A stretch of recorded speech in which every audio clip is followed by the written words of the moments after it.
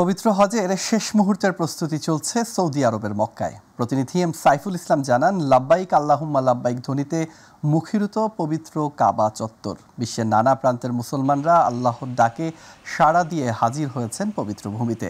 হজ পালন নির্বিঘ্ন করতে নানা পদক্ষেপ নিয়েছে সৌদি কর্তৃপক্ষ। নিরাপত্তার চাদরে ঢেকে ফেলা হয়েছে পুরো নগরী।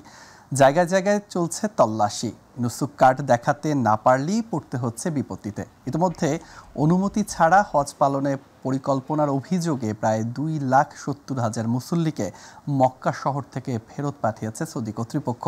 4 জুন ভোরে মিনার উদ্দেশ্যে যাত্রার মধ্য দিয়ে হজের মূল কার্যক্রম শুরু হবে। টানা 5 দিনের আমল শেষে আগামী রোববার শেষ হবে হজের সব ধরনের আনুষ্ঠানিকতা। বিশ্বের 160টি দেশের 18 লাখের বেশি ধর্মপ্রাণ মুসলমান এবারের হজ অনুষ্ঠানে যোগ দেওয়ার কথা রয়েছে।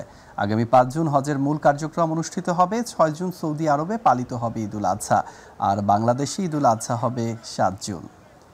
ভুয়া হোটেল বুকিং ও কাগজপত্র নিয়ে ট্যুরিস্ট ভিসায় মালয়েশিয়া প্রবেশের সময় বাংলাদেশি নাগরিক সহ 279 জনকে কুয়ালালামপুর আন্তর্জাতিক বিমানবন্দর থেকে ফেরত পাঠিয়েছে দেশটির সীমান্ত নিয়ন্ত্রণ ও সুরক্ষা সংস্থা AKPS।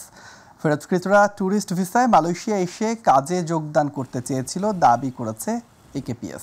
দুপুরে এক প্রতিবেদনে এসব তথ্য জানিয়েছেন রাষ্ট্রীয় সংবাদ মাধ্যম বার্নামা।